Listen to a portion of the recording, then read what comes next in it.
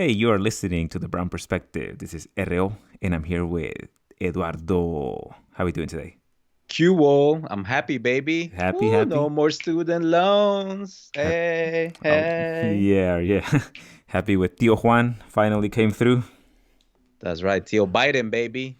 Tio Oh, Biden is man. the the greatest president we have ever had. What is it that they say about haters? Haters will hate, bro. Haters gonna hate. So, Let me guess, you're not happy. well, I'm just look. Wah, wah, wah. It's something, but I don't think is really cause for such a big celebration. I'm also not on. Obviously, the Republicans are going nuts over this, Yeah. but there's a lot of criticism from even from the left on this. So I don't think you can say that this is like a slam dunk for him. And the cynical side of me is saying that he's doing it just because the midterms are coming up and he's just essentially buying votes. But Yeah, but you can make the same argument with the uh, Trump administration did the stimulus checks when they passed exactly, yeah. tax breaks. I mean, that's what people do when they're in power. They deliver for their political base. Yeah, no, exactly. So let's just talk quickly about what the debt forgiveness actually does. So it's 10,000 up to $20,000. So to 10,000 if you make under $125,000 of student debt, up to 20,000 if your loans are Pell Grant loans, and That's awesome. Can I just say that for those of you who may not know, the Pell Grants before were called the Basic Educational Opportunity Grants, but they were renamed after Senator Claiborne Pell of the great state of Rhode Island. So everybody who has Pell Grants now knows a little bit of Rhode Island history. damn, yeah, there you go. That's Boom. did not know that because I think I've always known them as Pell Grants. So that That's must have right. happened some time ago now. 1972, baby. Oh yeah, there you go. Wow. I'm impressed. All right. So, well, the good thing is that you are providing relief Hmm. for thousands of students out there. I would think that anyone that has even say under 40 grand, even 50, it's still it's still a pretty big chunk of your loan if like even one fifth of it is paid off. I don't Yeah, according know. to the White House, it's about $25,000 as the average debt. So this almost cuts it in half. Hmm. The criticism that I would have is that it's just let me step back a little bit so that I can give some context here. I think that our government wastes a lot of money in Hmm. things that are not needed. So this is actually, even if you consider this a waste of money, or if you think that the taxpayer is just going to get burdened with this, at least it's going for a good cause. Like, I don't mind paying taxes if it's going for services that help people, for student debt forgiveness that helps these students. I mind it when it's being used to send it to Ukraine. Like, we just announced that we're going to send what, another 3 billion. Hmm. So in that regard, the government's already wasting money left and right, even with the pandemic, with all the PPP loans. And so, yeah, so I'm happy that they are helping students out, but the government just prints money out of thin air at this point, and it's all just debt. So essentially, the taxpayer is responsible for all this. Like, we're the ones that are on the hook for this. They should have just canceled the entire debt, right? Like, why this That is? would be too much. That would be too much. But dude, That would be communism, bro. what's the No, difference? You're already this is subsidizing. You're already helping. a strategic market investment To what? To get on more the votes? future, on our country's future. But he campaigned on canceling all student debt. So, No, I think he always promised about $10,000, so this range. But then I believe he also promised he said to to start. To start, it help. would be 10,000. Yeah, but to help students from HBCUs, historically black universities as well. You know what this? It feels like when I was growing up in Mexico, around election time, all of the staffers and all of the party members would come to the towns and give the people free televisions and a basket of food or goods just to win their votes. Or La Ley de Herodes style. Is that where is that from? There's a movie called La Ley de Oh Herodes. yeah, I don't think I think I know which one you're talking about. I don't think I've seen it. Long live the PRI. I know, yeah, I know which one you're talking about now. So it does feel a little bit like that. So are you serious when you say that you're okay with 10,000 instead of just the government canceling all of the student debt? Think of how much that helps the economy if you free up all of these students from their loans. A lot of them borrow, say 30, even 25,000. They end up paying twice as much by the time they're done paying those loans. Hmm. So it's a lot of capital, a lot of money that is essentially just being wasted, being paid to loans. If you free up all of that, if you free them from those loans, then they have the ability to pursue perhaps something that they love, maybe pursue their passion if they're not tied to the loans.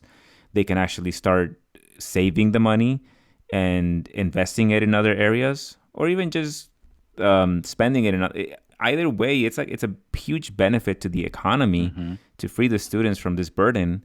And so I would have been happy had they just, well, again, let me say, I don't agree with the policy together at all. I don't think any government should really be forgiving loans of students. I don't think the government should be really giving PPP loans. I don't think we should be sending money to Ukraine. If we are a capitalist society, then you need to let the free market handle these things. But because we squander money left and right, might as well, like I said, use it for something that I think is important. So if we're gonna forgive student debt, then just do the whole thing. You know how much it costs them to do this.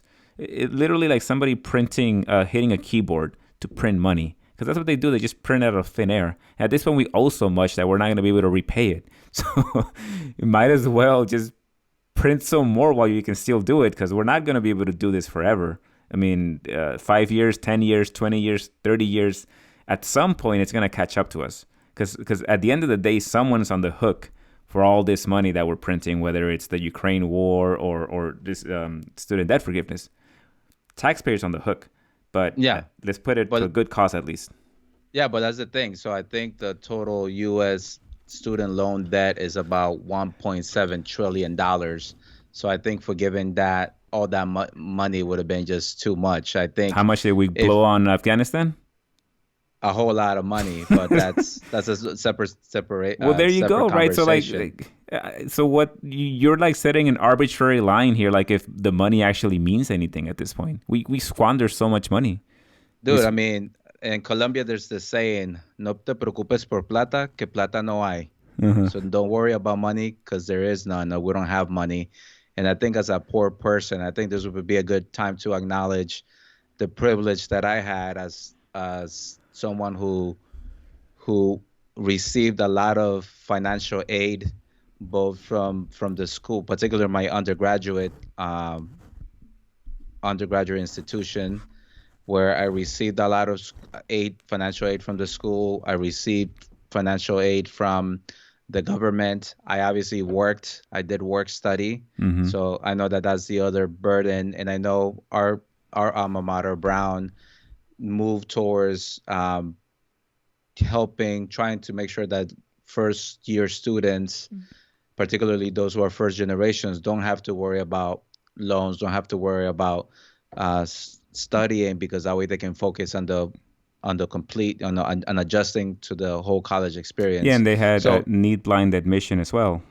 well, eventually they got to it, and now that's something that, I mean, that happened, and also it's important to acknowledge that that happened a lot because of the activism of the student body, of alumni, and other people and donors who supported that. hmm So, and I know for my graduate university, my graduate degree, I basically, all those were federally subsidized loans that I still pay, and so I'm gonna benefit. I stand to benefit from this for me, but at the same time, like, I feel that what I'm giving back in taxes and other ways has been is giving back to the economy, and I do my best to pay it forward. So Hmm. I think the reason why they didn't go all the way, I mean, you see the blowback that, and you mentioned that it's getting blowback, and I guess you mentioned that I guess the blowback from the left is that he didn't go far enough, but on the right, the blowback is that he went too far, and this is not unfair. And there's that fairness argument that I think a lot of people on the right side of the aisle trying to say, but it's also I think the inflation concerns, because if you're right, I mean, if people had the opportunity to invest that money and buying a home and buying things for their kids, buying a car, whatever, yes, I mean that would be very good for the economy. But I think given the current inflation that we have, I think that would throw another monkey wrench into the economy. The conservatives are using selective outrage here because we've already been we've had this policy for 10, 15 years of cheap money that has caused house prices to become unaffordable, real assets to become unaffordable. They've delayed the payments on student loans ever since COVID, right? So Yes. you could always argue that that's also contributing to inflation. And yes, the more they forgive, the more spending money people have, the more it's going to hurt inflation. But you tackle inflation by raising interest rates. But the point going back to your earlier point with the conservatives, they were going to be upset about this regardless, Hmm. and might as well go all the way and reduce all the student debt. Look at how much money was given to corporations Hmm. during COVID. I mean, most of the money, I forget what percentage of it, but a disproportionate percentage of it went to wealthy people, to wealthy corporations that didn't really even need it. The PPP loans. Yeah. And so I know why what I'm arguing here may seem a little counterintuitive, but you're arguing from a point of sanity. You're saying let's talk about what well, sorry, let me rephrase that. You're arguing as if we live in a world where we actually follow rules and logic and things are sane and healthy. And Hmm. we're not at that point anymore. Right? We're at a point where we're sending $3 billion to Ukraine, just the latest package, and we're probably going to send more. We blew $1 trillion in wars, and then people lose their shit over student loans getting canceled. And by the way, a lot of these student loans, predatory loans, sometimes a lot of Oh yeah. them the result of bad policy that has made education be even more expensive. And on Hmm. top of that, talk about inflation. So if you're a student and you're making $40,000 a year, well, guess what? You just lost 10% of your purchasing power in the last year. So if you're making even $50,000, then that means that your $50,000 that you make a year get you $5,000 less. So in essence, this $10,000 you got to subtract the inflation that we had last year. So it doesn't really, yeah, it covers $10,000 worth of your loans because you already had them, but you lost a lot of purchasing power with your money. Hmm. So it's like you're starting from a worse position, and so it's just if things were working smoothly and we actually had a good functioning financial system and politics and society, we wouldn't even be in a position where we would have to forgive student loans. Because first of all, the students wouldn't have to borrow so much to go to college. Hmm. And then even if they did borrow a lot of money, like say 50 grand, they'd be able to graduate and get a reasonable job where they could pay that loan and provide for themselves, have a car, maybe rent an apartment and start saving for a house. But everything is so out of whack that kids graduate college these days, and even if they have or $30,000 in debt, they get a job that they can barely scrape enough money to pay the loan, and sometimes they can't even live in their own apartments. They have to live in their parents' basements, or they have to grab multiple roommates. So it's all screwed up, and so trying to argue like if we're in a place of fiscal responsibility at this point, I think at least I think that we're way beyond that. If you're gonna come at me pissed off and saying that we shouldn't forgive all student loan, then get the hell out of stop sending money to Ukraine. Let's stop pretending like we're not wasting a ton of money overseas and like these foreign interventions. right? I was like, pick one, right? Are you going to be consistent? Are you going to be fiscally responsible, or are you just going to be selective about your outreach as to where it's directed? Uh, Take all the money that we funnel towards wars and give it to the students. That's a way better use, from my point of view. Well, first of all, how come you're not in Jackson Hole right now What? making these points with Yeah. our esteemed Fed officials? The But I only think, the only but way then I that gets to the other. What were you gonna say? well the only way that I'd be there if I were a fly on the wall, because that's Oh, as important as I am to these guys, just to fly. it's true. But I think then this gets to the other tweet that I know you wanted to show. If we don't have wars and people don't have to pay for student loans, how are we gonna get soldiers? Yeah, yeah. This one from Jim Banks. They're saying the quiet part out loud now. Have you heard that? Oh yeah. That's been happening a lot on Twitter these days. Yeah, this is shameless. I mean, we've always known this in the community, in the low income community. We've always known that they use these tactics, predatory, to go in there and say, hey, if you join the military, we're gonna buy your parents a house, or we're gonna take care of your schooling. You're not have to worry about school debt. And that's how they get kids in need. That's how I mean that's how they got some of my family members. That's how they got some Yeah. of my close friends also.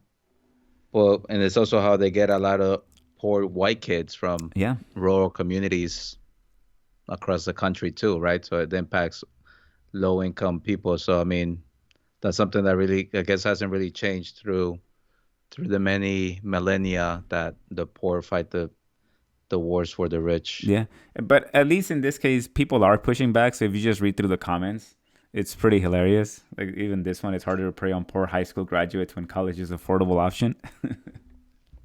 And that's so true because I have to say that I was considering the Air Force and the Marines, and then when I got my financial aid package, I was like, oh, wait a minute, I can do this. Really? You say, yeah, I guess I don't have Yeah. to go to the military. Yeah, I mean, Yeah. it did give me another option of like, okay, I really don't like the concept that I'm gonna have to move and I really have control of where I live. And Brown is offering me a lot of money to attend. So, okay, bye, recruiter. Let me go check this out. Let me go have the experience of being a first generation college student at an Ivy League institution. Yeah. Now I do remember that they were recruiting heavily at my high school too. I just remember, and they had did they have the, what is it called, the ROTC program? I don't know if they had that in your high school. Where They didn't. that's I didn't essentially, hear about it until college. yeah, that's a pipeline to get you into the military. And I remember there's a lot of kids that were involved in that. Well, the thing is, if you do, I mean, the other way you can get a free education is if you're a top student and you get one of your senators or members of Congress to appoint you to one of the service academies where you can get free education if you exchange 4 years of your life serving as a leader in whatever branch of the military you decide to go into. Yeah. Yeah. So yeah, just shameless. And then we had this other one from the White House about Congresswoman Marjorie Taylor Greene having $183,000 of PPP loans forgiven. So Hmm. that's another thing, and I'm surprised it's coming from the White House because it was the government that forgave those loans. So I don't understand how they think that's dunking on her. Well, part of it is they have an issue with people getting forgiven $10,000, but it wasn't only her. There's a number of other members of Congress, both Republican and Democrat, who have benefited to your point, because even as much as they tried to target the help to small businesses and people who really need it, obviously you have the the big corporations and the big banks who, Yeah, here's the list. ooh, look at that. Yeah, of Matt course Gates, that dude. of course some people will claim that it was the government that shut down these businesses and therefore the government was just compensating them. But look, at the end of the day, when it benefits you, when it aligns with your talking points, you can make any justification you want. We're pretty good at that. We can just about justify anything, and that's just another way of criticizing and trying to justify your argument that the student loans should not have been forgiven. Yeah, and I think one of the points that I heard was that it seems unfair for people who, hardworking Americans who did not go to college Yeah, and did not have the opportunity to invest in a college education. And to a degree, I agree with that. I think at the same time, I think that the people who did attend college, who however much loans they had, whether it was, you know, with that average of 25,000 or even more, and we haven't even talked about grad school or yeah, medical yeah, school or anything like that. But bottom line is that those individuals, and again, they went to a legitimate institution who supported their students and provided them at least with a decent education. They invested in themselves. They were paying back their loans as they were supposed to. Unfortunately, that meant that they couldn't do other things like buying a home, buying a car, investing in their kids. But now, hopefully, more of them will have the opportunity to do that. So it will stimulate the economy, and I think it will continue. Um, it will continue to generate jobs, and hopefully, to your point, I think that it gives us the opportunity to really look at like why are we paying so much for college? It's crazy, and yeah, to your point, it's tied to the larger macro policies that were in place that created that cheap money that made it seem like or makes it seem like money is an infinite resource. Which if you're not stuck in your scarcity mentality, that's the case. yeah. Money is infinite. One last thing regarding the $10,000, because remember, if you get an undergraduate degree here in the United States, unless you're going into something like computer science or perhaps nursing, you can finish in 4 years. Anything beyond that, if you have, let's say you have to become a lawyer, or if you're trying to be a teacher, or if you're trying to become a doctor, you're gonna need postgraduate school. And Hmm. so, if you don't have any of those, if you majored in the humanities, if you majored in international relations, Political science, political let's say. science, you're going to struggle to get jobs. So, you're not going to have a high paying job. So, so for the people that go beyond the 4 years of undergrad, they come out with 60, 70, $80,000 in debt. So for them, Hmm. $10,000 is really not that much. And for everyone else that $10,000, those that the average that owe about 25,000, yeah, let's try to help them out, because chances are they may not have jobs that pay that well. Because Yeah, if they did, that means they would have probably gone to graduate school, which they have even more debt. So yeah, just hearing people complain that, oh well, I had to go to school and I worked my ass off and everything. It's like, well, look, every single situation is different. Yeah, you may have gone to school 4 years, you may have had a good support system, you may have graduated in computer science and gotten a good job, paid off all your loans. It doesn't like it doesn't work like that for everyone. Not everyone majors. Not everyone comes out of college and is able to get a high paying job right away. A lot of kids struggle. for And sure. so, it's just, where's people's humanity? Where's people's like empathy to help out others? It's like, so what if you paid off your loans? Somebody else is benefiting, and you're helping them. It's better than like saying that my tax dollars are going to blow up Russians because we're sending them to Ukraine. It's like, anyway, Yeah. I think that's good. I think I'm good wrapping it up there. Okay, cool. Any final words? No, just say that eventually it kind of benefits us all, right? Because if you have people who are less stressed out about making their school loan payments, again, they can hopefully have some savings, buy a home, um, do things that are gonna keep our economy in a good place, which means that as a society, we're gonna have money to hopefully invest, Mm-hmm. in the good things in education and good roads and infrastructure and all these things, all the good things that help create who that created and continue to create the American middle class and the middle class in other parts of the world, right? So I Yeah. think that I do hope that we can see the positive in this, and we'll see. We'll see how we'll see if the court, how this, if the Supreme Court, if it's because I'm sure there's going to be a legal battle. Yeah. We'll see what the Supreme Court says. But I think Tio Joe with Miguel Cardona, they're ready, man. Look at that.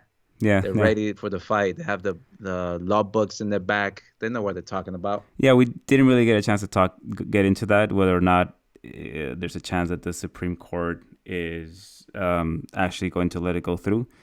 One final thing is to what you mentioned earlier. I don't think forgiving $10,000 in student debt is going to help many people afford to buy a house, because that's just. But maybe they'll be able to afford to get a car. So definitely that's a positive. Yeah, I think just houses. Maybe Yeah, maybe not in California or the expensive coast, but yeah, you're right. yeah. If you move to the Midwest, then you sure, yeah, then you can or save and buy a house in another country. For sure. And look at that, Miguel Cardona, a Latino from New England, baby, from Connecticut. Woo woo. Yeah, there you go.